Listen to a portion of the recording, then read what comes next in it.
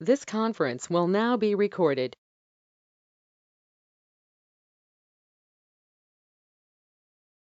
Good morning, everyone. I make it now 10 o'clock. Just to welcome you all to the meeting of the Licenses Subcommittee on Friday, the 3rd of July.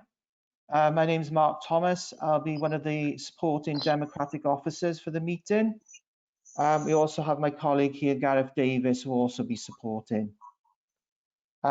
Before we actually start the meeting, I'm just going to go through some admin and other sort of points. Can everyone hear okay? Yeah. Okay, fantastic. Just to remind everyone, this meeting will be recorded for public viewing. This won't include the committee deliberations, which are private, but all the rest of the business of the meeting will be recorded. Could all participants confirm they have received and read the papers, which includes the procedure for the meeting? Yes. If we can raise a thumbs up will be fine. Thank you. Thank you very much. Just as a general advice, could all participants mute themselves when not speaking? This is just in order to avoid any background noise or feedback when other participants are speaking. If a participant wishes to speak, if they've got their webcam on or they put their webcam on, they can put their hand up. If they've got any problems and they're only on audio, you can use the chat option on this application, which is a little bubble on the top. Or obviously, if you've got any difficulties there, just quickly interject and say, "Can I speak after the other person has spoken?"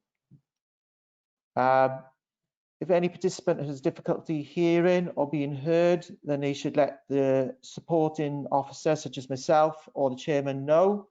If they have a webcam, then they should try turning this off in order to help their connection, and it might help them to hear a lot better. If a participant still has difficulty with their connection, please let me know, and what we can do if required, temporarily adjourn the meeting for the person to dial in. You will have had a telephone number with a meeting invite as well, so you can access it through conventional telephone as well.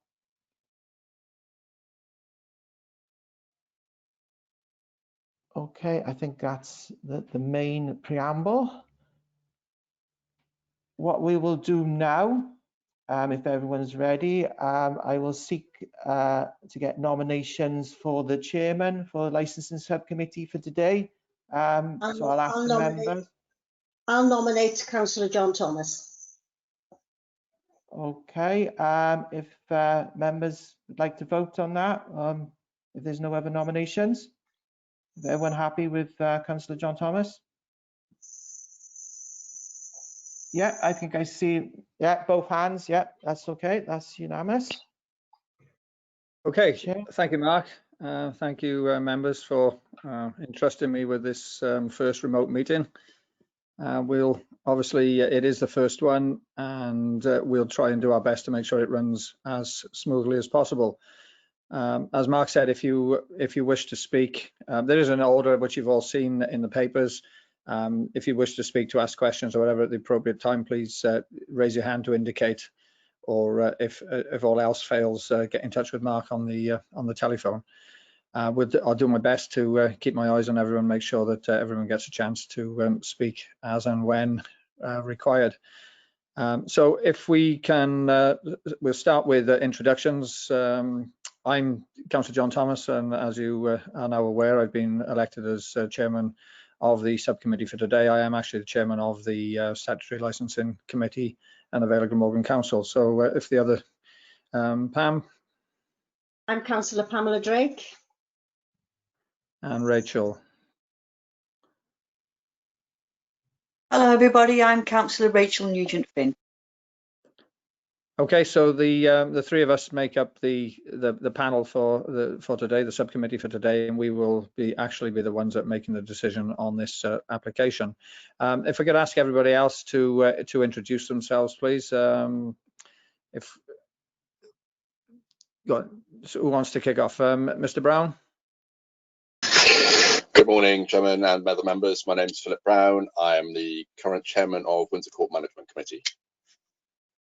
Okay, thank you. And Mr. Hughes, is it Mr. Hughes?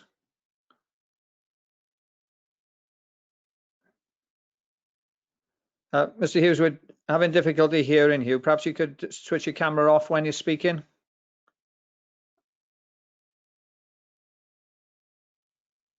I think he's on mute. Yeah, I think okay, he's away mute. now. No, he's muted himself again.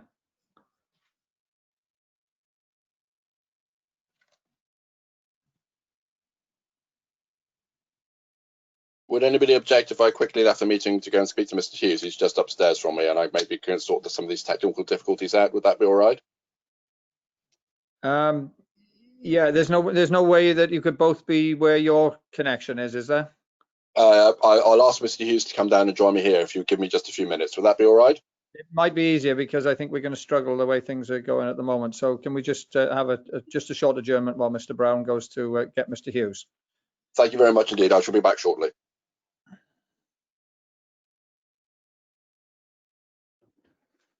Okay, I'll stop recording while the adjournment goes on. This conference will now be recorded. Okay, thank you, Mr. Hughes. You able to hear us now? Yes, technology will always let you down when you want it to. Yeah. I think we just wanted to check with you that everything's okay as far as your social distancing is concerned. Yeah, that's a bit of concern because my wife is shielding, so we've had a bit of a performance just to get me down here. But we're here. I'm now with Mr. Brown, and I've left my flat. Okay, and you're happy with that as far as you're being with Mr. Brown as far as the social distancing is concerned? Yes, you know, I'm maintaining social distance. Yeah. Okay, thank you. So would you just like to introduce yourself? Yeah, I'm David Hughes, and I'm chairman of the Residents Committee of Windsor Court on the Esplanade. Okay, thank you very much. Mr. Phipps? Yes, good morning. Thank you, Chair. Good morning, all. My name is Matthew Phipps. I'm from TLT Solicitors. I'm here to present the application for premises license this morning. Also, I'm accompanied by Philip Ryan, who you can see. I hope have explained, and I hope has it been explained to you, it's proposed that it'll just be me speaking because of the slightly unusual nature of the remote hearing. It doesn't really allow for solicitors and clients to sort of have a conflab sitting at the table while we whisper into each other's ears. So Mr. Ryan's observing today, and we are, just so that everyone knows, we are, if we need to, we are going to communicate by text message. So if you do see us on the phone, we're not doing something else. We are just swapping a message with one another. Hope that's okay. Okay, thank you, Mr. Phipps. Mr. Ryan, obviously, Mr. Phipps has explained the situation. If at any time you do wish to speak, obviously you can indicate the same as everyone else. Okay, thank you.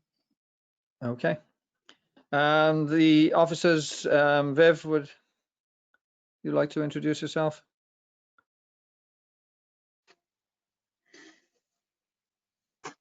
Yeah, Viv Simmons, licensing officer. Okay, and Yvonne? Good morning, everyone. Yvonne Whitchell, team manager for licensing. And Richard? Good morning, everybody. I'm Richard Price. I'm the legal advisor to the subcommittee. I think we've already heard from Mark. He's already introduced himself, and we also have Gareth this morning. So Gareth? Morning, everybody. I'm just supporting Mark in case there's any technical issues. Thank you. Okay, thanks very much. I think that's checked that everybody is actually able to speak and communicate as well. So item 2 on the agenda is a declaration of interest. Can I just check with my other 2 members of the panel that nobody has any declaration of interest to declare? That's a relief anyway.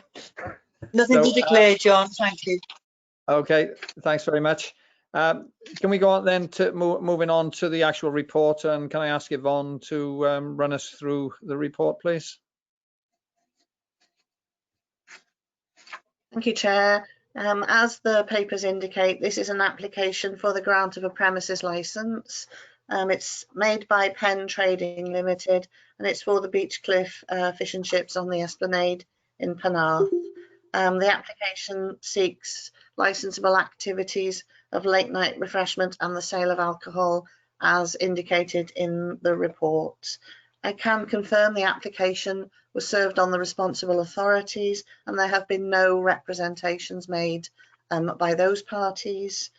The advertising of the application resulted in 5 representations from interested parties, which are outlined in your report at Appendix B. The reason for the hearing is those representations have not been withdrawn, and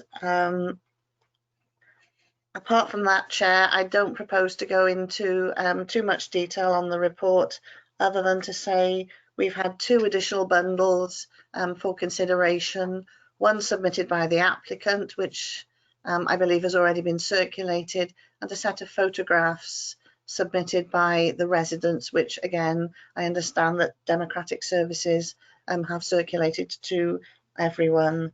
So unless there are any technical questions about the application process, I propose I just hand back to the Chair to take the meeting through the next stage.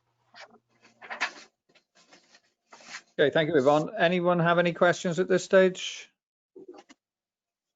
If not, can I hand over to Mr. Phipps to put the case for the applicant, please?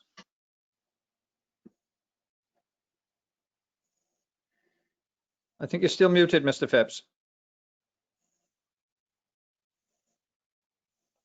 Thank you very much. Thank you very much, Chair. And just to say from the outset, thank you to Mark, who has set up what I understand is your first committee hearing undertaken like this. So we're very grateful to you and to officers for having us in front of you. There are a relatively modest number of papers, and I understand all of those have been circulated. There probably are 3 things for me to particularly refer to. The first is the application, which is Appendix A. The second are the representations lodged by the 5 residents, which I think is Appendix B.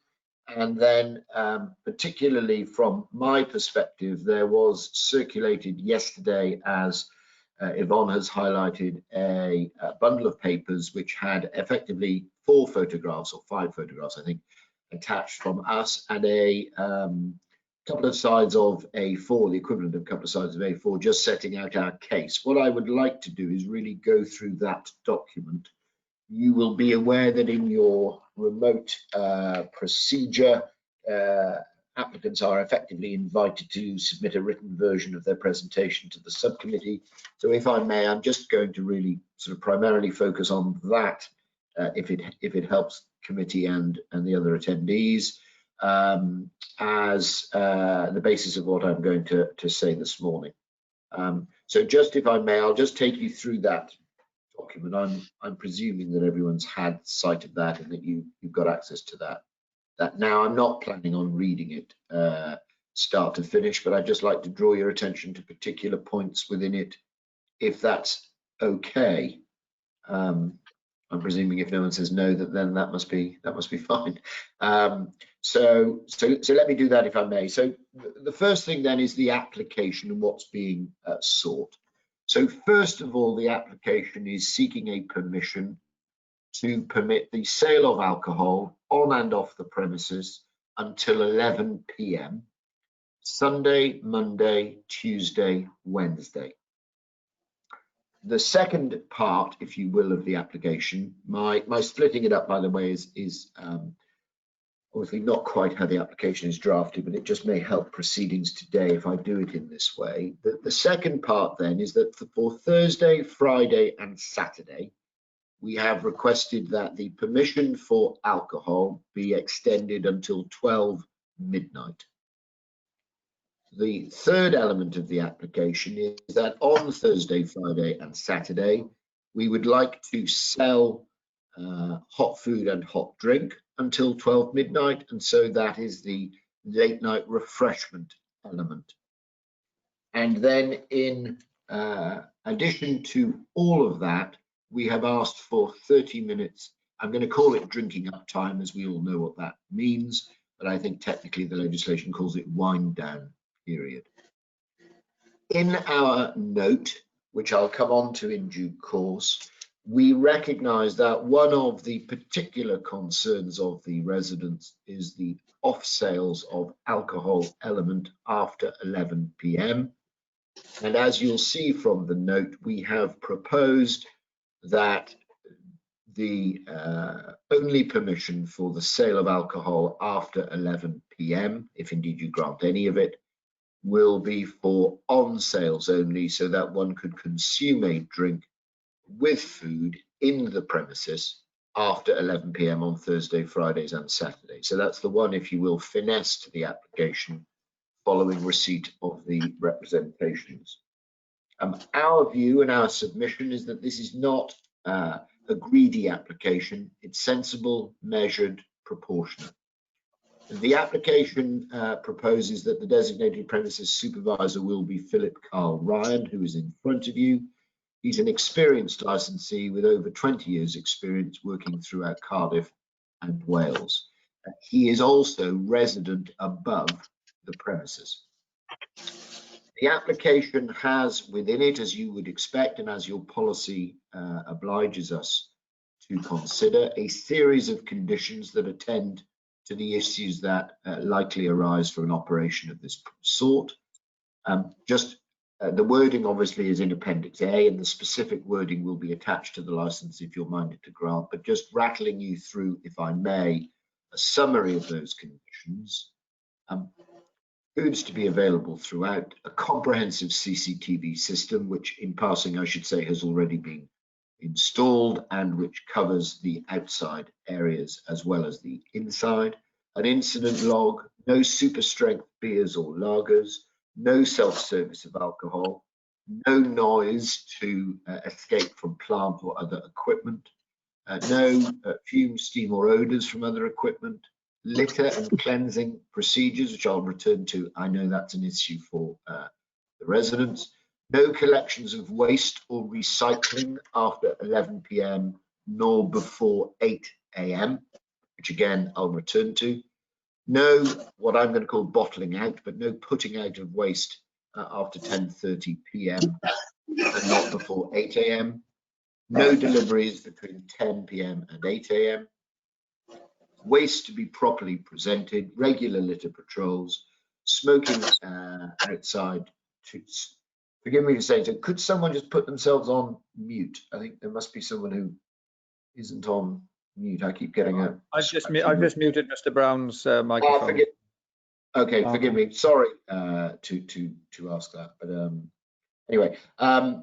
Then and a challenge 21 proof of age policy for the alcohol element. There is a plan of the premises that accompanies the application, and what members will see is a plan disclosing tables and chairs, as it was obviously intended that the premises would operate with a significant restaurant offer. You will all understand that in the current COVID circumstances that the operation of the premises can't operate in that manner, although obviously after yesterday's announcements that hopefully will develop. This application is not about a fish and chip shop being permitted to operate from this location. With all due respect to the committee, we don't need anybody's permission to do that. The premises has already opened, it already trades, and the hours until 11 p.m. only for sale of hot food and hot drink are effectively granted to everyone by national government. In terms of the conditions, what we say is that the conditions that are proposed with a couple of additional ones that I'll want to turn to in due course, attach to all of the concerns that are raised by residents. In its simplest form, we say that the grant of a license will impose a regulatory burden on the applicant, and that is by way of condition, as well as obviously compliance and enforcement, very much to everyone's advantage. It imposes upon us requirements that attend to many of the concerns that are raised. The premises first applied for a license in January, and then we came to the end of the consultation period at the end of February, and in the ordinary course we would have had a hearing give or take at the end of March. Obviously the COVID interruption has caused significant delay, and we find ourselves effectively conducting that hearing now. But in the run-up to what was the end of March period, we applied for and obtained a number of temporary event notices to allow the premises to trade, I think limited to 11 p.m, to allow the premises to trade with the sale of alcohol. We are unaware of any concerns being articulated about that at all. We have bluntly and effectively undertaken a trial, and we say that in the context of the sale of alcohol till 11, there is nothing, no evidence, no representation, nothing to suggest that we can't do that perfectly properly. The issue of alcohol sales until 11 p.m, whilst no doubt will be said that that it's objected to by residents, when you look at Appendix B and you consider the detail of the representations, there is little, if I might say so, that suggests that the sale of alcohol before 11 is really a point of significant contention. I have read the representations to suggest that it is the period after 11 p.m. on Thursday, Fridays and Saturdays that is the primary focus. And I'm not proposing to say a great deal more about Sunday, Monday, Tuesday and Wednesday. I'd invite you to grant the application for sale of alcohol. Obviously, there's no late night refreshment element there because it's only limited till 11. Dealing with the objections, the objections that I have are redacted objections, and so I don't know who has written each of the representations. So my apologies to the attendees on this hearing. So I'm going to talk to the representations, but I'm afraid I don't know which one is which. But if it helps, I mean that's the order that I have them in. If that helps. Sorry. So the first representation, we believe that the application specifically attends to the concerns that are raised because the conditions impose a criminal sanction on the premises were we not to do what we have set out as being of significance, and particularly the refuse collections not being permitted before 8 a.m. and not being permitted into the late night seems to attend specifically to one of the primary concerns.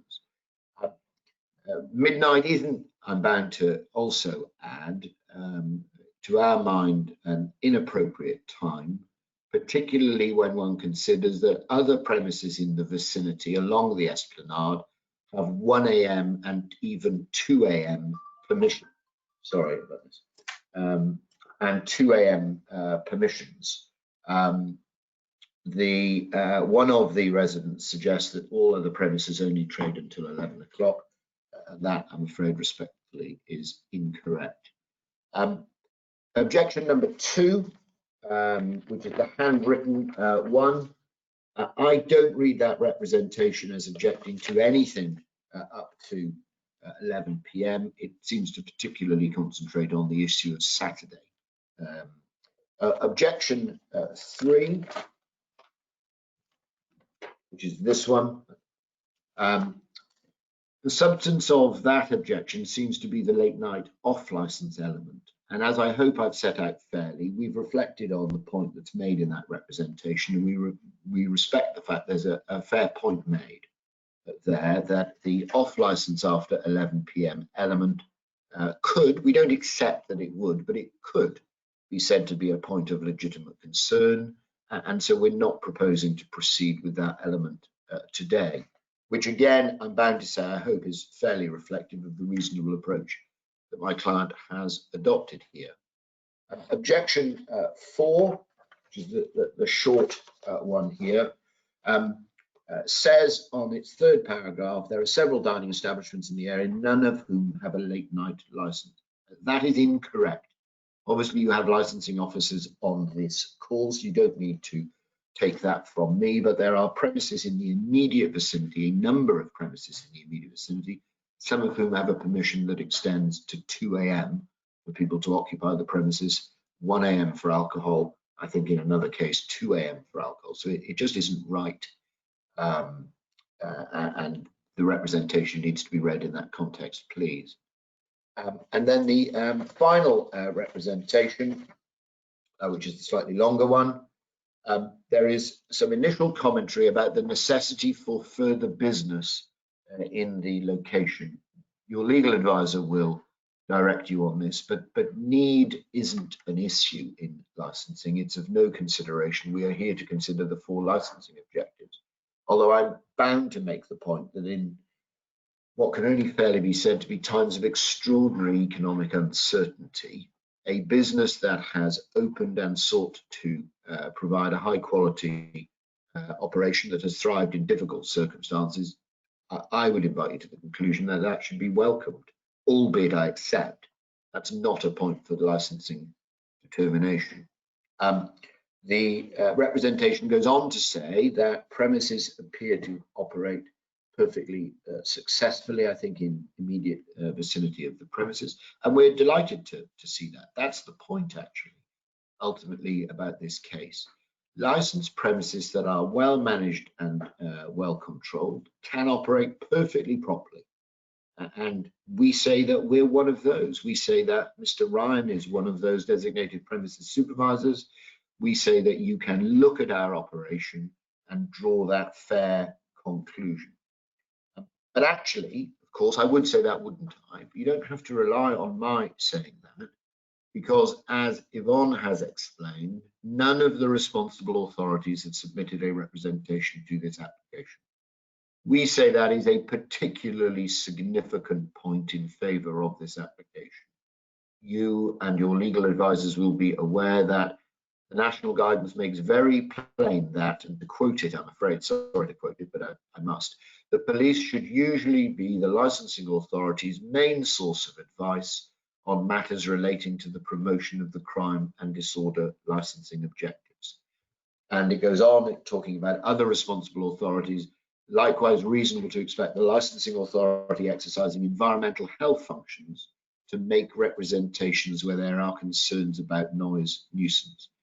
Neither the Environmental Health Service nor the South Wales Police have seen fit to serve a representation in this case. And please bear in mind that that is not following just the submission of this application, but that is following the conduct of the activities under the temporary event notice and the conduct of the operation more generally through the course of the period of consultation.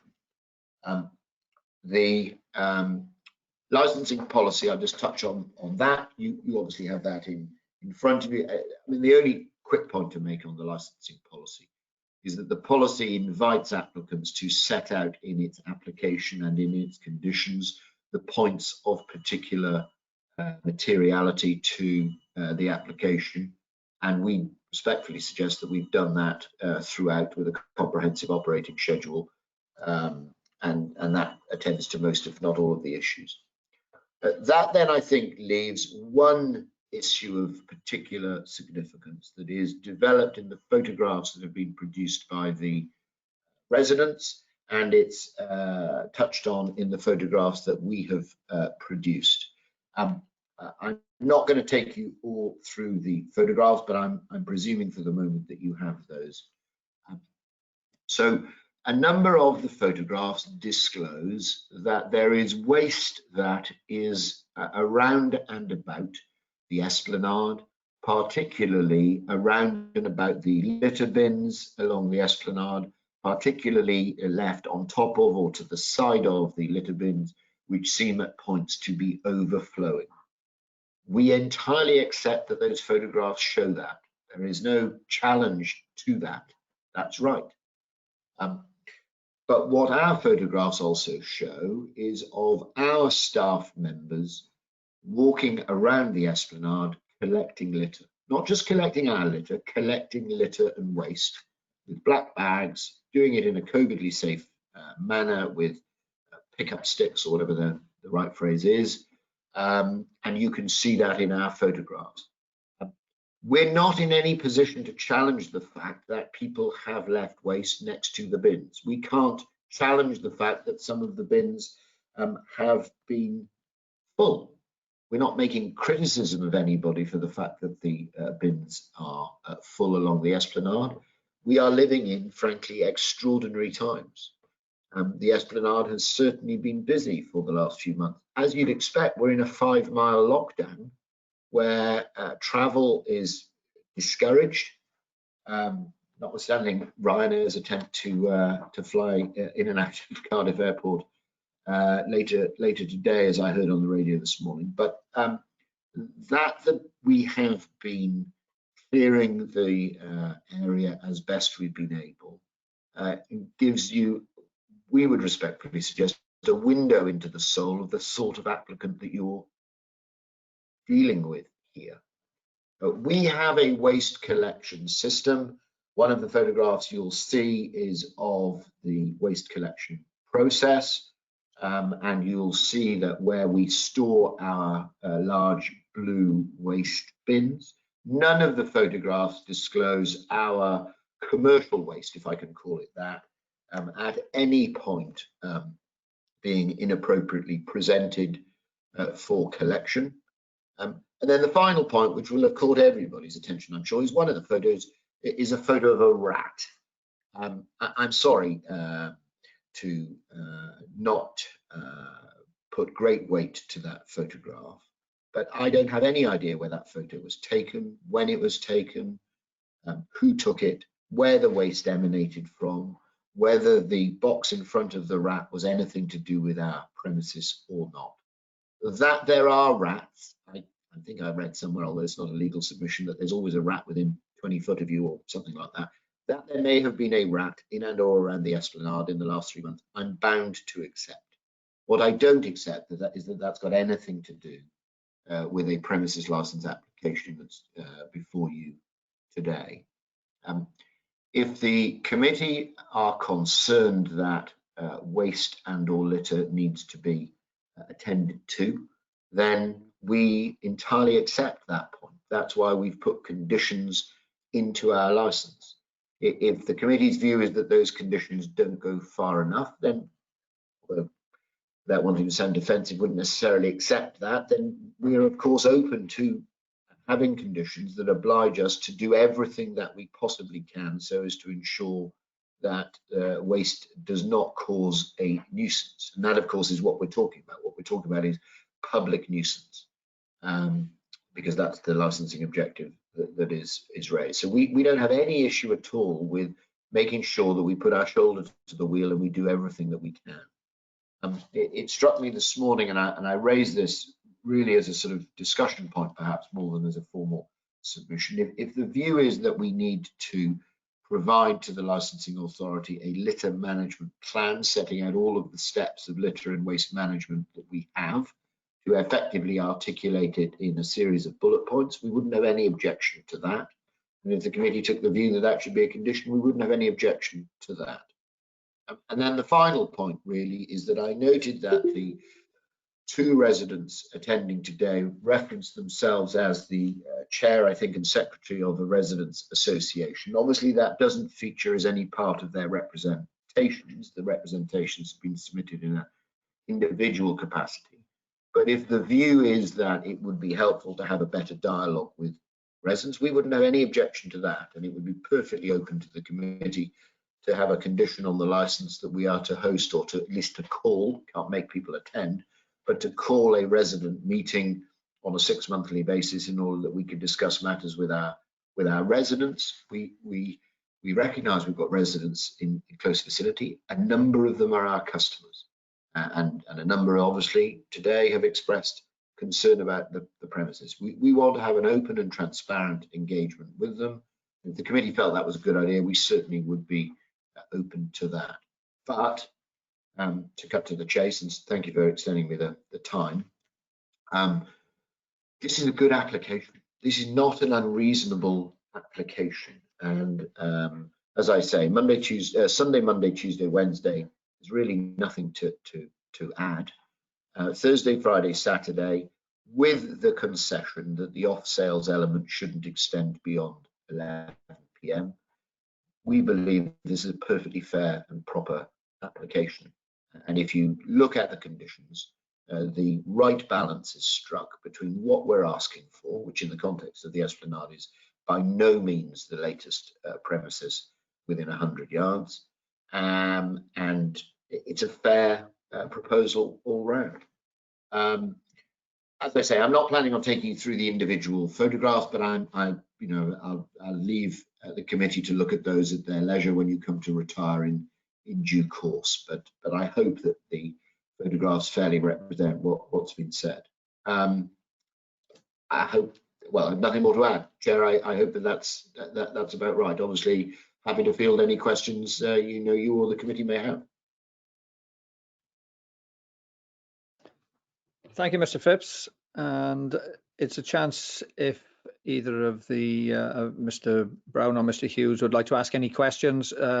If there are no questions, I will then invite you to address the committee. So do you have any questions, Mr. Hughes? Sorry, Chair, can I just interject for a second? Sorry.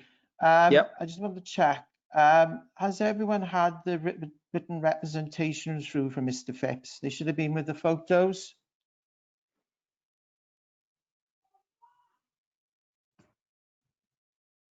I don't appear to see anything. Only the photographs are on my email. But it should have come through for the photos. I'm not sure what's happened there. Do we want to adjourn for a short time, Chair, just to see everyone have a chance to look through Mr. Phipps, what he's already said about, but see the written representation? I'll resend to everyone. If I could interject on that point. Provided those written representations are sent through, we're happy to consider those when we adjourn to consider the application. Unless there's something Mr. Phipps wants to add and has any objection, I suggest we continue.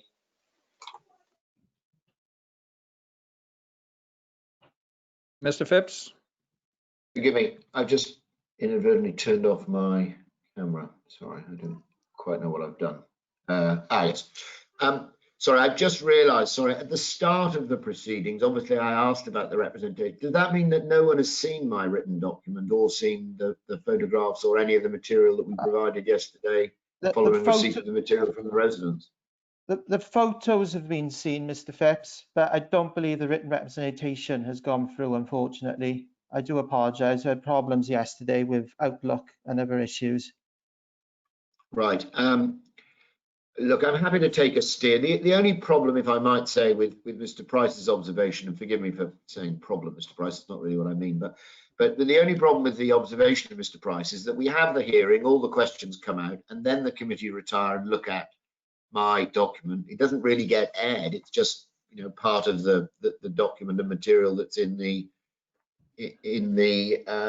reflections of the committee when they come to retire. The reason I appreciate me.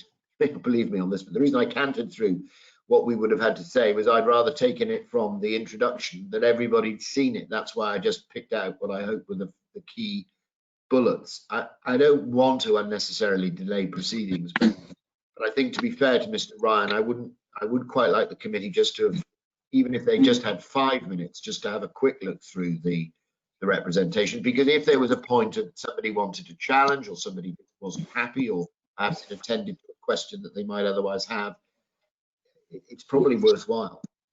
I take on board what you're saying, and yeah, I think in the circumstances, I'm happy for that to be distributed now, and we can consider the same.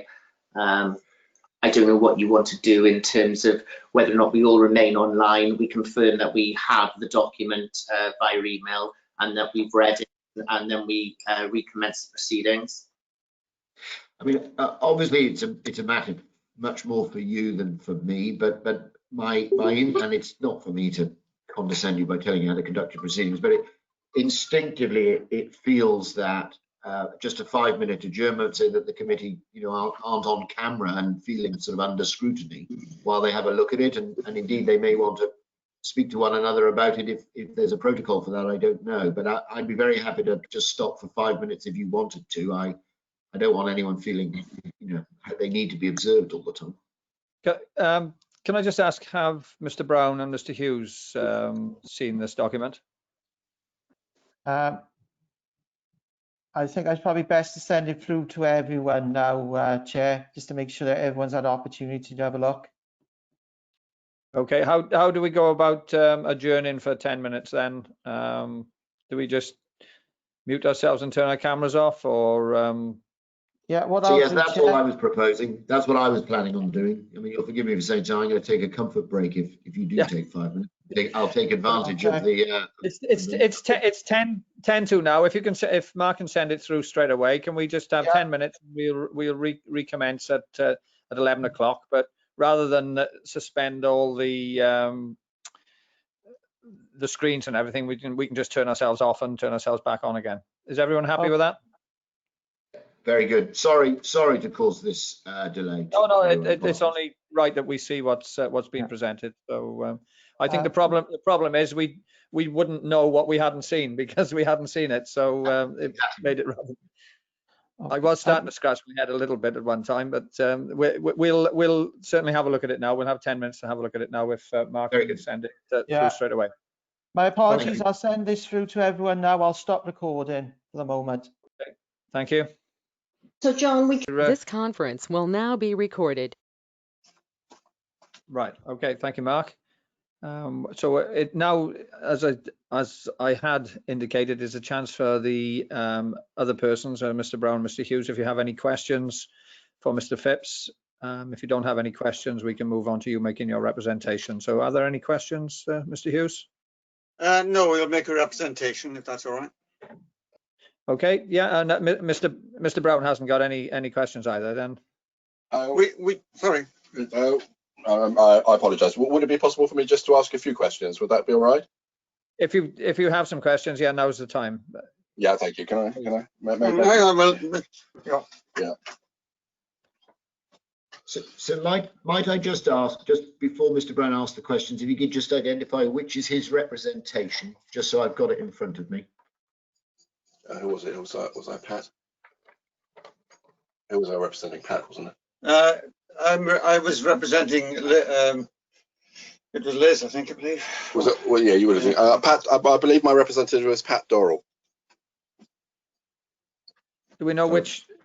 The problem is the letters are redacted. Oh right, sorry. Richard, Pat Dorrell is actually the last representation in the packet. Actually, this document. So, sorry, forgive me. What, Mr. Brown didn't write this representation? No, I didn't. Right. So I mean, look, forgive me for this, but I don't understand that point. Obviously, the people making. Yeah, only people who make representations can take part in a hearing. Well, technically correct, because you can nominate somebody to speak on your behalf, and that's what, in essence, I understand that the speaker today is doing. He's. Forgive me. Sorry. You've got a letter or whatever, an email from the person who made the representation indicating Mr. Brown's to speak on her behalf of you? That's my understanding, that this person's authorised to speak on behalf of the person who made the representation. Can any of the licensing officers confirm this? Yes, Chair. When we sent the notices of hearing, we asked whether the persons making representations wished to elect a spokesperson, and those were the replies that we had back. Lovely. Thanks very much. Okay, you happy to for Mr. Brown to continue, Mr. Phipps? So yes, absolutely. The only point, slightly technical, and I'm sorry for this, but obviously as Mr. Brown is speaking to this representation, then it's this representation that needs to be spoken to, not just issues above. Yeah, I'm sure Mr. Price is, you know, on that point. I can see him nodding, so I'm presuming he's on that. Thank you. I'm sorry to I'm sorry to be difficult. I was hoping to speak on behalf of some of the representations that Mr. Price mentioned in his last statement. Is that possible, or is that am I not allowed to do that? At the present time, it's questions for Mr. Phipps on what he has presented to us so far, and then you will be able to make your representation. Your representation should deal with the written representation which has come in, which, as you say, is Mr. and Mrs. Dorrell's representation. If you're speaking on their behalf. All right. In that case, if you don't mind, I apologise for wasting your time, but I'll withdraw me saying anything now, and we'll move straight to David to make a representation for him, if that's all right. Yeah. Okay. Thank you, Mr. Brown. So, Mr. Hughes, if you would like to take the chair again. Thank you, Chair. I have before me the expanded reactions of Pat Dorrell following the letters he received, and do I have your permission to read those?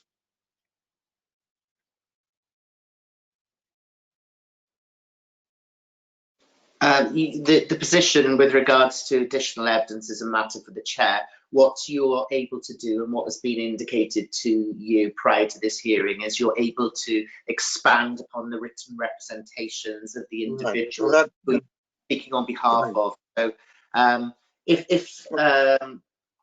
can't see by reading any additional documents that would be an expansion of the document that you can speak to. So I would welcome any views from Mr. Phipps on that point.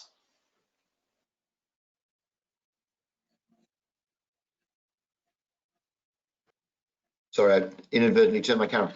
Well, 2 points.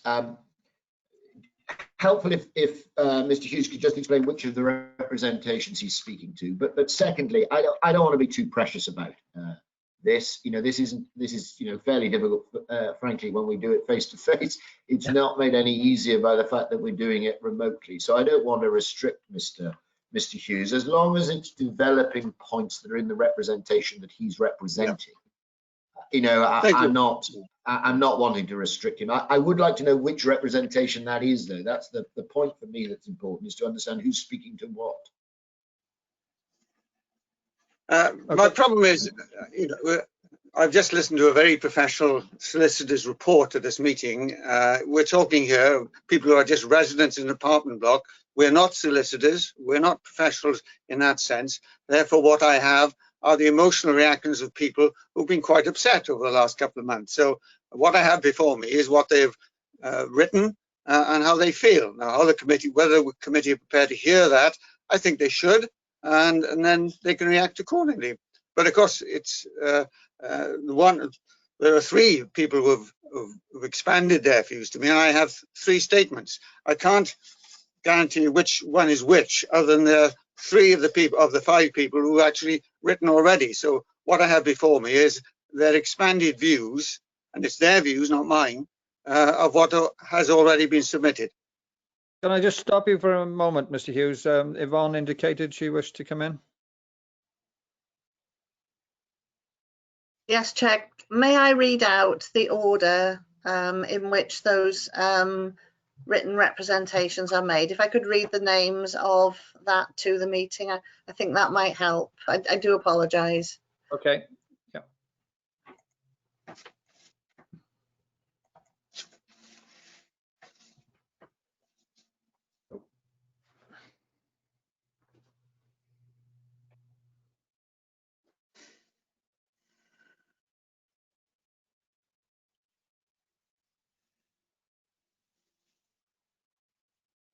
Okay, can you hear me, everyone?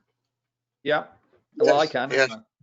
Yeah. Okay. Yes. The first representation, starting in Appendix B, is Mrs. Gwen Thomas. The next one, the handwritten representation, is Elizabeth Stokes. The third representation is from Christopher Wyatt and Sheila Wyatt. The next one is from Ms. Anne Evans. And the final one is from Pat and Martin Dorrell.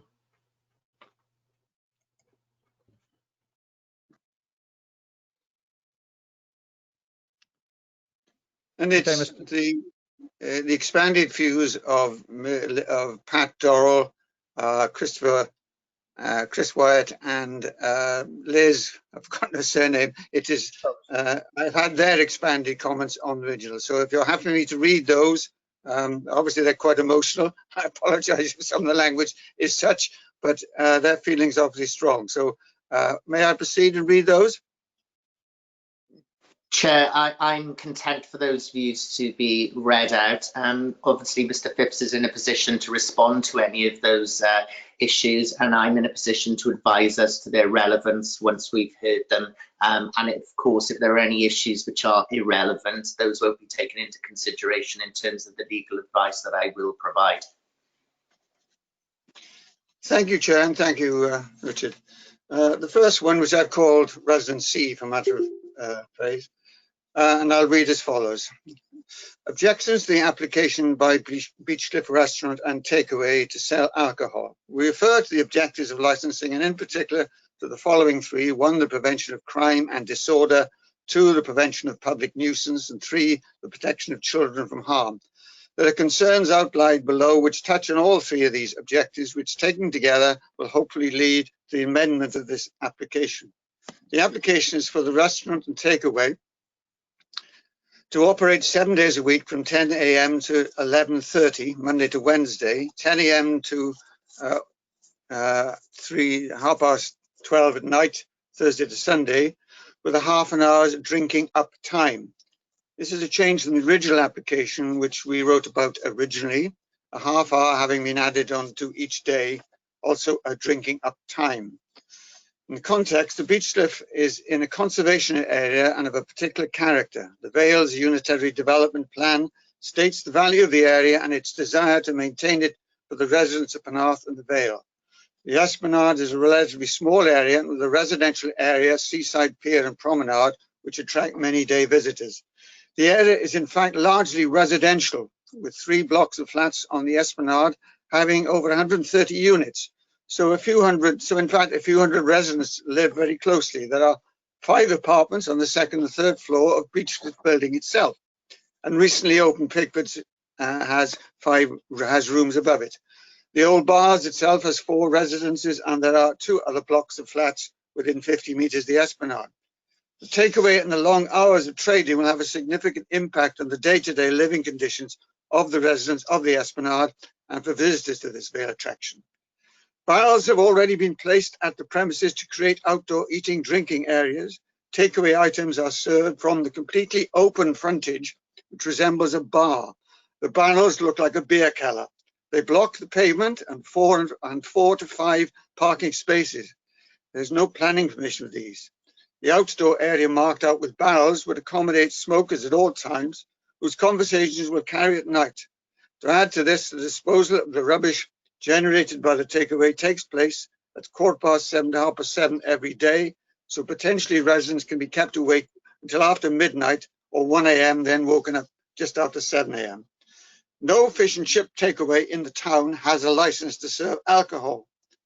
The Pen Trading Company, based in London, disregards or is unaware of the size of the residential aspect of the Esplanade area. In addition, Beachcliff is in the Penarth Conservation Area and is subject to conditions that do not allow trading as a takeaway. To date, they are trading without planning permission for a takeaway food outlet. The takeaway started before lockdown, which has of course allowed it to trade in these exceptional circumstances. They are the subject of ongoing complaints for odor nuisance. They've erected illegal illuminated signage. They've blocked a large area of the highway and the pavement without permission. In short, they do not portray themselves as a responsible company suitable to run takeaway licensed premises and the challenges that come with it and the long trading hours. That's one of the residents. If I move the second, there's obviously some. Can I just stop you there? Yep. I can see Mr. Phipps is indicating that he'd like to ask some questions. So if we could take each representation one by one. Could I also ask you if you could just take it a little bit slower, because I'm trying to make notes of what you're actually putting forward. So if we could just go a little bit slower for my benefit, I'd be grateful. Mr. Phipps? So forgive me, it's not a question, but it's a point for your legal officer, and the point about just making the notes I get, and it's fairly made.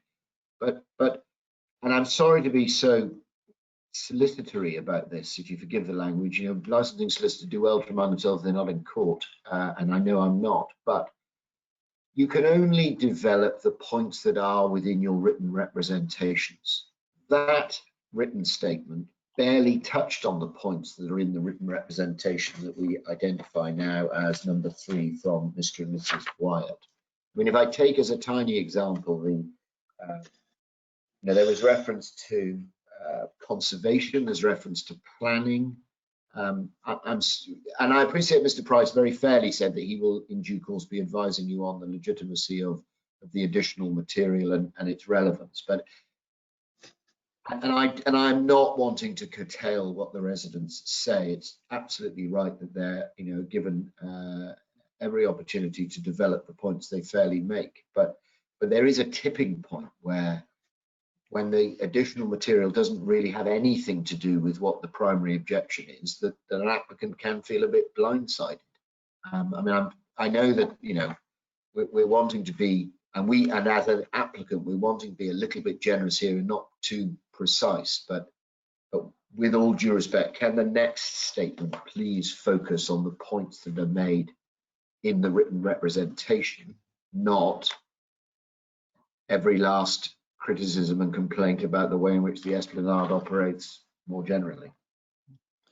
Okay, yeah, thank you, Mr. Phipps. Mr. Hughes, do you understand what Mr. Phipps has said there? I understand what Mr. Phipps is saying. I apologise. I am only reading what the residents have presented to me. So I accept the fact if there are items in there which are not relevant to licensing, I accept that point certainly. Yeah, Shall I continue the second one? And if the residents wanted to make those points, they should have made them in their original submission, so that Mr. Phipps would have been able to answer them anyways. It's unfair to bring in new points at this stage. So if when you go through, if you're going through another one, when you go through that, you could bear that in mind, we would be grateful. Thank you. I will try to cut out. I'll go to the second one, which is merely to do with licensing. And this resident says 11 o'clock until midnight with a 30-minute drinking up time is too late to be serving alcohol. This is a residential seafront with approximately up to 170 apartments, a few feet away from the premises, with a large proportion of elderly residents. The noise generated from people leaving, raised voices, banter, laughter, and cars revving up, etc., at midnight and 1 a.m. will be intolerable to residents and impact on their living standards of the as town council paying residents. Again, they refer to the fact, and this is a major complaint, you may argue it's nothing to do with licensing, the fact that it operates with the entire frontage open at those sort of hours, at any sort of hours, and consistently. I apologize, this is a planning issue, but everybody's felt they should be closed. Odor, again, if that you regard as a planning issue, I won't repeat it, but there has been a considerable problem with that, and it still exists. And what does worry me that it seems to be the applicant responds to a problem raised rather than being ahead of it, but that's a different issue. So I do challenge the this resident says in regard of collection of waste, and again a point was made about the hours, and in this resident says in recent years local residents have been subject to bottle collectors early as 5:30 in the morning. This is unacceptable, and I believe that that is a recurring problem.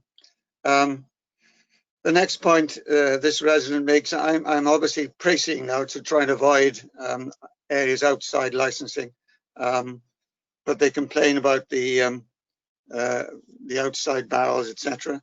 They do refer to the fact of the increase of antisocial behaviour, and again they believe that operating late at night would do nothing to improve that. So I precede that one. I'll move to the third and final one. And I'm reading, I'm sorry there's a delay because I'm looking at the parts which appear to be relevant. They do make a point about CCTV. It doesn't prevent crime, it merely records it. And somebody has noted that in fact the cameras as they are seem to point into the restaurant and don't seem to display what's going on outside. But again, you might regard that as outside a licensing issue. And I'm reading I'll read this last paragraph, whether you regard it as relevant. Prevention of public nuisance. This is a key point of the objection. The current owners have shown by example that they cannot be trusted to abide by any council regulation, including licensing requirements. You can see there's a very strong feeling by the residents about the problems they've been incurring. So I think to continue that, I will only enlarging on an emotion and feeling which exists by many of the residents in the area. And basically it is, everybody would like to see a restaurant operating well. We've got no complaint without operating up to 11 o'clock, serving alcohol, no problem.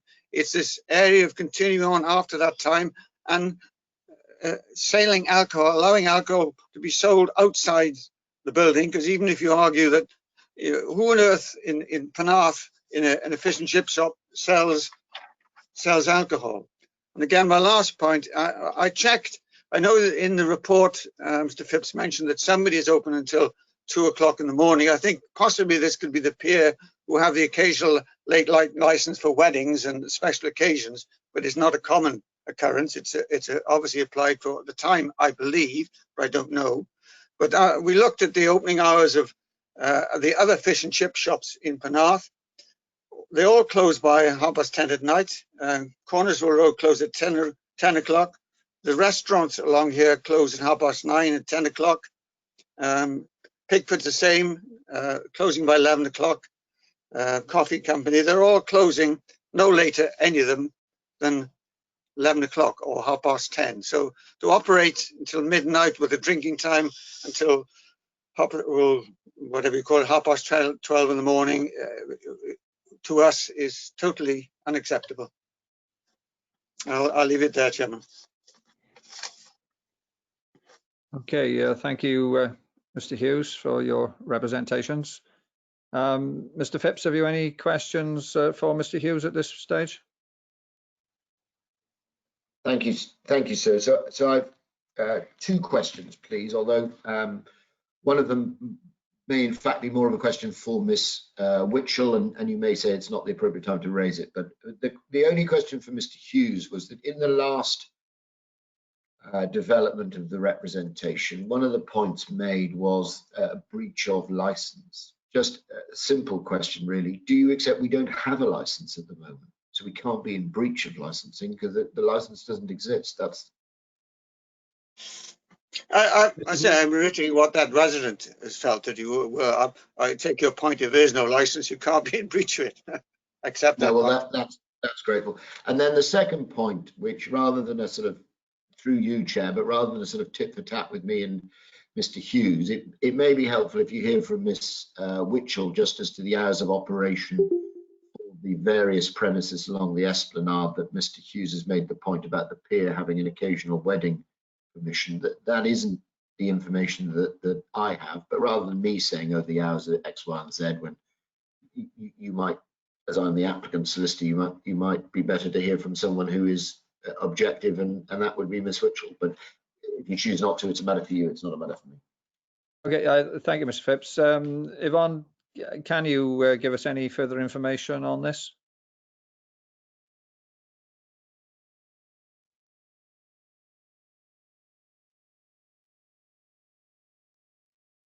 Yes, Chair, if I could just read out some of the times for licensable activities for premises along the Esplanade. I would stress that obviously whilst these hours may have been granted, it's up to the individual premises whether they operate to those hours. So Penarth, and I stress some of these are the latest times they can open. It's not throughout the week. So there's a club premises which has a 2 a.m. For the sale supply of alcohol on a Friday and Saturday. There's a restaurant premises licensed till 1 a.m. for the sale supply of alcohol. The Pier Hotel or Pickford's till 11 p.m. Penarth Pier 11:30, and another restaurant with midnight. So that's the sale supply of alcohol. Some of them have half an hour what's called drinking up time. And that's the sort of level of hours that the license is granted to. Okay, thank you, Yvonne. Mr. Phipps, you happy with that? I see Mr. Hughes is indicating he wishes to speak, but I'll go to Mr. Phipps first, if I may. So yes, that's really helpful just to resolve that. Really grateful. Thanks. Okay. Mr. Hughes?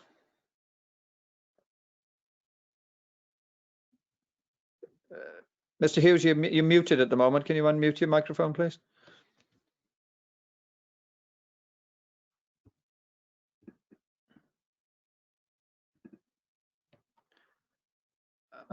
Right, okay. Hear me now? Yeah, I just want to make the point. Restaurants is one thing. If it is run as a restaurant, fine. But what we're finding is a fish and chip shop where somebody goes in at 11:30 at night, buys fish and chips and alcohol, comes out and then sits on the front of Esplanade at midnight eating them is just unacceptable. If it was a straightforward restaurant, as you say, you mentioned restaurants which do have licenses which they occasionally use, that's fine. But what we're concerned about is this, I mean, name me a fish and chip shop in Penarth that has that sort of activity, selling alcohol and allowing people to eat it outside their premises. Yeah, in fairness, Mr. Hughes, I don't think you can't compare it to other shops and other, this is the application that's before us, and this is the application we have to consider. So, but take on board the point that you made, yes. Thank you. Okay. Are there any questions from the members of the panel? Sorry. Could you I think we have a couple of questions. Could you bear with me? We've got to separate, unfortunately. So sorry, no. Just mention the Mr. restaurants. Hughes, there is no opportunity for you to ask questions at the moment. You've just made your representations. It's for other people to ask you questions. Okay. All right. Is there anyone who wants to ask any questions of Mr. Hughes or Mr. Brown?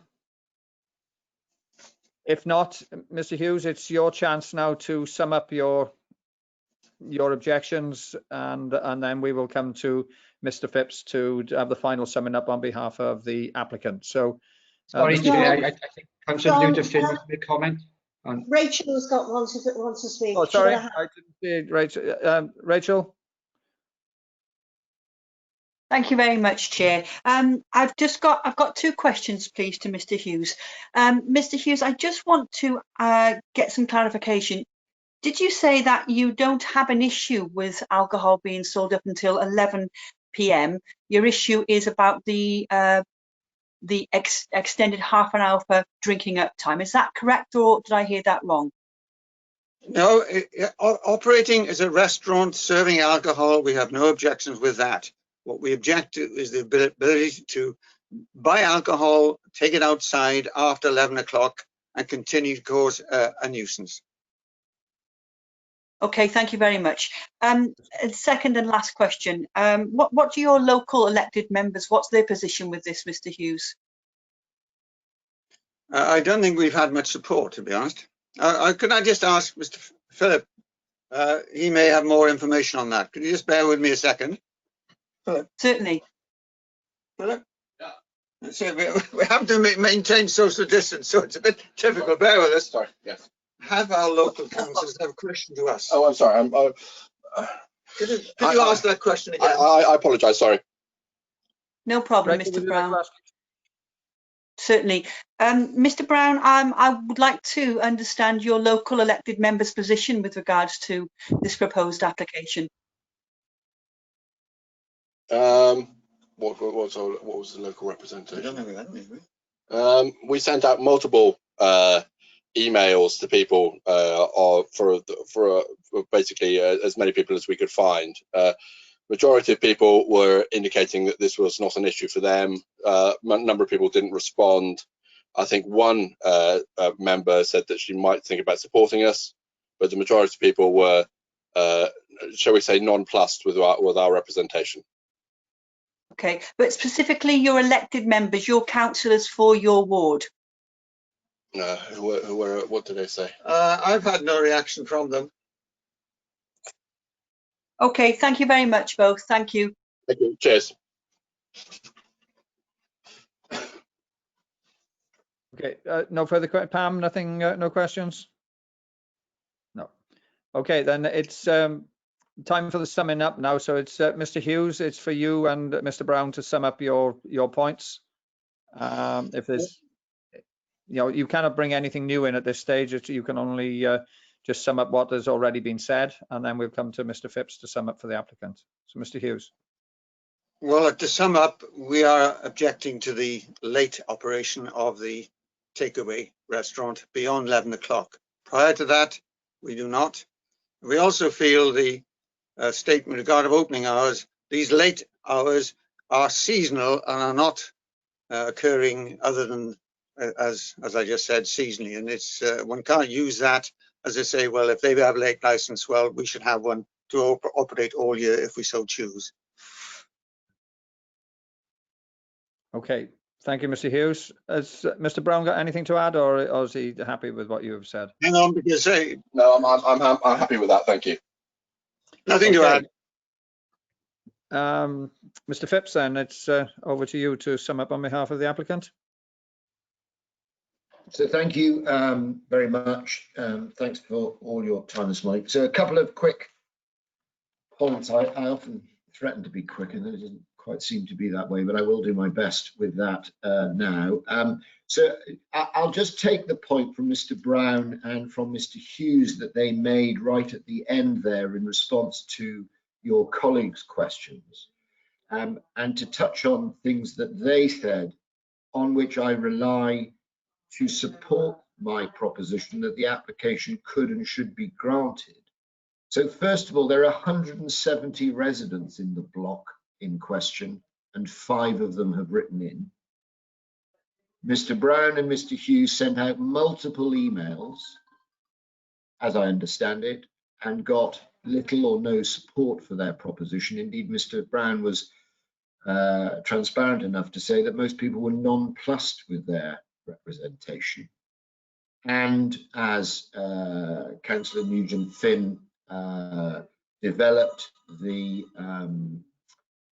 representatives from wards were not engaged in any way with the proposal. And look, maybe I'm stretching here, but perhaps because the mood around this application isn't quite as negative as has been perhaps first suggested.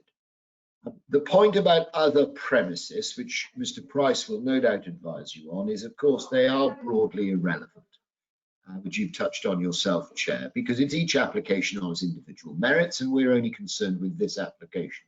The reason that I raised it for, and wanted specifically your licensing officer to raise it, is with all due respect to the representations and what was said in developing the points today, that I was concerned that there was a misleading suggestion, and it would have been misleading, that no premises in and or around the Esplanade have hours as extensive as this proposal, because that would be a point. It might cause you concern about antisocial behaviour and so on. That's just wrong.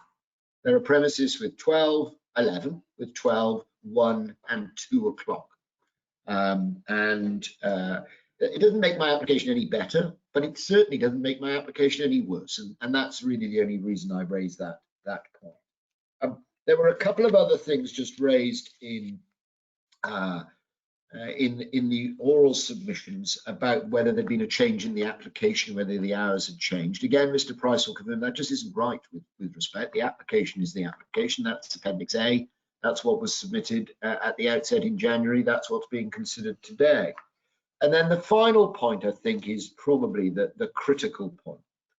It would appear that there's no actual objection to the 11 o'clock permission, which I hope is in line with the submissions I made for Sunday, Monday, Tuesday, Wednesday for the sale of alcohol till 11. That seems in order. But the issue that Mr. Hughes particularly developed was his concern about people coming along after 11 o'clock, buying fish and chips, having a drink with alcohol rather than a soft drink, and eating and drinking that on the esplanade, on the benches and so forth, and potentially causing nuisance. And we all heard that. That was really the nugget that goes to the core of the objection. We have already, from the outset, in our written submissions yesterday, in the presentation today, explained that we are content to drop the off sales part from 11 p.m. We would like customers, and no one seems to object to the restaurant part, we would like customers being allowed to consume alcohol inside the premises after 11 o'clock. And if we weren't in the COVID world in which we're in, the plan discloses lots of tables and chairs, and the restaurant part doesn't, again, seem to be objectionable from the resident perspective. So on sales of alcohol after 11 o'clock doesn't seem to be the objection. Off sales, i.e. alcohol for consumption off the premises, seems to be the objection. And we've offered to concede that because we read the representations, we tried to reflect on what was fair and balanced, and we've offered to drop that in its entirety. That then really only leaves one contentious element. Are you minded to allow the premises to trade at all after 11 p.m. for late night refreshment? And we would invite you to do that. We, I'm afraid, wouldn't accept that there's a fair case made out against the premises operating in that way. I concede the alcohol leaving the business, but actually the alcohol within the premises and the food within and without the premises, wrapped and taken away, we don't accept that there's a fair point to be made here, and the business shouldn't be restricted unfairly. I know there were lots of other issues, but and I'll finish on this point, our firm contention is that in extremely difficult circumstances, having opened this business literally a week before lockdown, we've done extremely well. Flawless? No, nobody's done any of this stuff flawlessly, but we have done our best. And if you have a look at the photos, there's a tiny microcosm of this applicant in front of you, sending his staff out to walk up and down the esplanade in order to fill bags with rubbish, not just his rubbish, but wherever rubbish may have come from, in order to leave it in good order. That's got to tell you something about whether this is someone you'd be happy to see operating licensed premises in Penarth. And I'd invite you to grant the application, less the off sales element on midnight, Thursday, Friday, Saturday. Happy to answer any questions, of course, but that's us. Just one question from me, Mr. Phipps. Just for clarity, you're amending your application to drop the off sales after 11 o'clock, or are you inviting us to make a decision on that? Well, 6 and 1 and half a dozen of the other, if I'm honest with you, Chair. Well, look, let's make it easy. We drop that. Okay. We're not proposing to proceed with the off sales. I suppose I've got to say this, if you allow me this slightly sort of cheeky observation. My client would say, were he sitting next to me, that it would be perfectly proper for you to grant it because he believes that the premises is a good premises doing a good job. But I can't talk to him, as you can see. We can see each other, but we can't speak. I think I'll hopefully not irritate him too much by saying, let's drop that part and let's accommodate the residents in that way. Okay, thank you, Mr. Phipps. Have Councillor Nugent-Finn's just disappeared, but I was just going to ask Councillor Drake and Councillor Nugent-Finn, have you any questions for clarification before we go into closed session?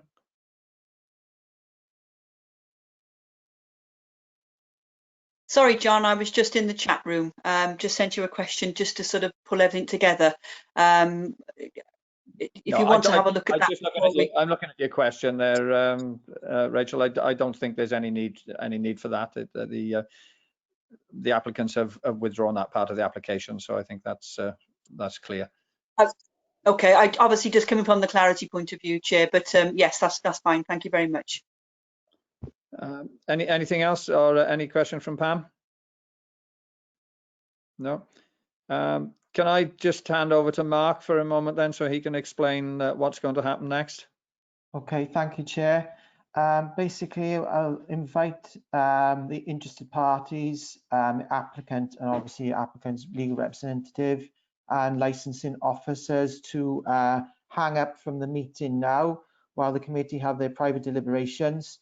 What I'll do, once deliberations are complete, I will ring you all back and let you know when you're able to join. Does everyone understand? We're all happy with that? Okay, yeah. Thank you very much for your attendance so far, and we look forward to seeing you again shortly. And thank you. Just add a quick note, basically it'll be joining the same meeting, it'll be the same link, but I'll confirm that when I ring you. Okay, thank you.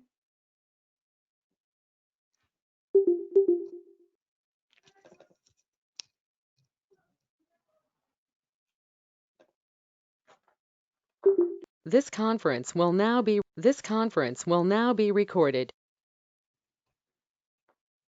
Okay, is everybody happy if I continue? Yep, you all hear me? Yeah. Okay, but thank you very much for your patience. And I'll now go through our deliberations. On the 3rd of July 2020, a subcommittee of the Vale of Glamorgan Council Licensing Committee met, consisting of Councillor John Thomas, Councillor Pam Drake, and Councillor Rachel Nugent-Finn. The subcommittee considered an application by Penn Trading Limited for the grant of a premises licence, Beach Cliff Traditional Fish and Chips, the Esplanade Penarth, CF 643AS. The application sought the sale of alcohol and late night refreshment. The hours requested in respect of the aforementioned licensable activities are sale of alcohol 10 to 2300 Sunday to Wednesday, 10 till midnight Thursday, Friday and Saturday. No off sales of alcohol past 11 p.m. And late night refreshment 2300 to midnight Thursday, Friday and Saturday.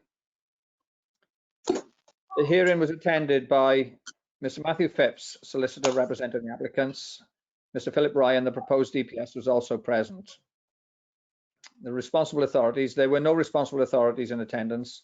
However, the licensing officer confirmed the application had been properly served to the relevant authorities. Other persons present in attendance were Mr. David Hughes and Mr. Philip Brown, local residents. The evidence presented by the parties can be summarised as follows.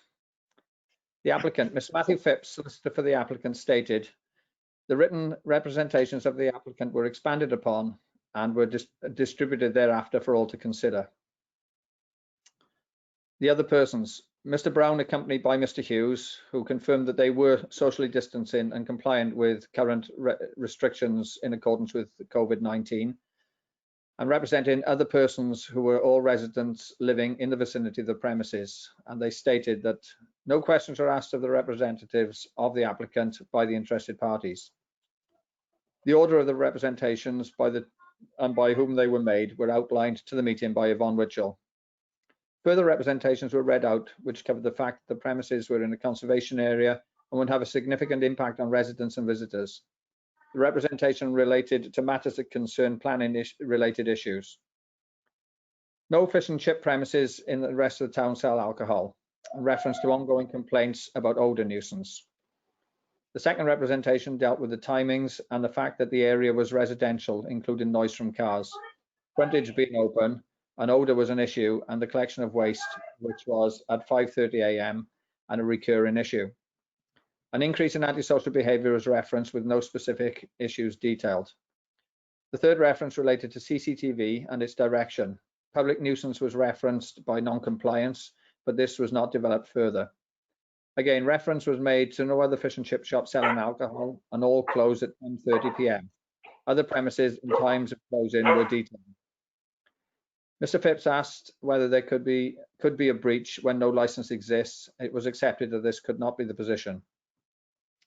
The licensing officer detailed licensable activities of other premises, confirming that they may not be operating to those times. Mr. Hughes reiterated that he considered the application unacceptable. It was confirmed that elected members for the area had no issues with the application as far as they were aware. In summing up, Mr. Hughes stated that the residents were still opposed to the licence being granted, especially beyond 11 p.m. Summing up, Mr. Phipps submitted, the proportion of residents in the block who made representations was low proportionally. Numerous emails had been sent out. Elected members had no concerns. Other premises are irrelevant to the current application, and it was wrong to say neighbouring premises were not operating until later hours. The application is as set out in Appendix A, albeit the applicants dropped the request for off sales after 11 p.m. at the meeting. There appeared to be no objection to the 11 p.m. hour. Concern about people drinking after 11 p.m. on the Esplanade is not being pursued, as off sales beyond 11 p.m. no longer part of the application. On sales after 11 p.m. do not appear to be an objection. Written representations of all parties have been taken into account, including representations from the applicant presented by Mr. Matthew Phipps, and representations from Miss Gwen Thomas, Lady Elizabeth Stokes, Mr. and Mrs. Wyatt, Miss Anne Evans, and Mr. and Mrs. Dorrell. The licensing subcommittee has resolved to grant the application as amended, that is with the withdrawal of off sales post 11 p.m. The license will be subject to the conditions offered by the applicant.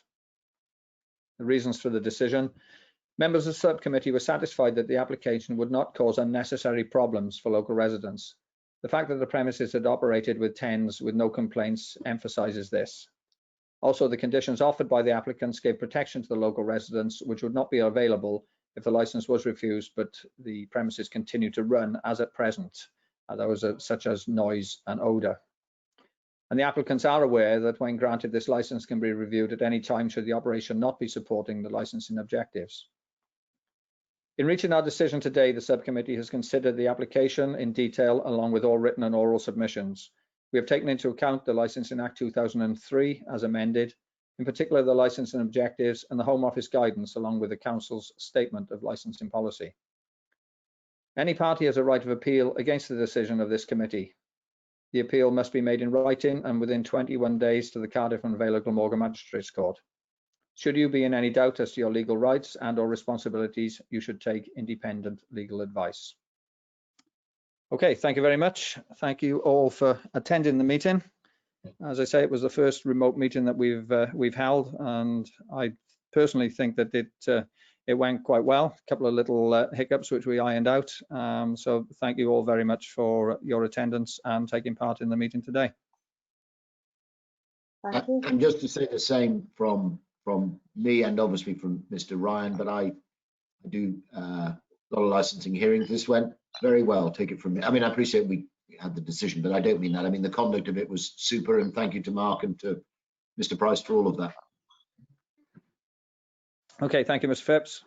Mr. Brown?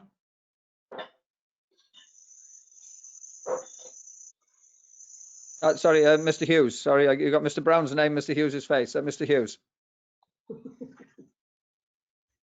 Did you wish to speak? No. Okay, Mark, I think we're all done. Everyone's free to. Okay. Mr. Hughes didn't want to speak then, Chair. Did he? I don't think. No. No, I think that's fine. Okay. Well, thank you, everyone. Well, if you're happy to go, we can leave now, Chair. And everyone. Thank you very much. Okay. Thank you. Thank you. Okay. Thank you very much. Good luck with the business, and I hope that the residents have no concerns going forward. Thank you. Thank you very much.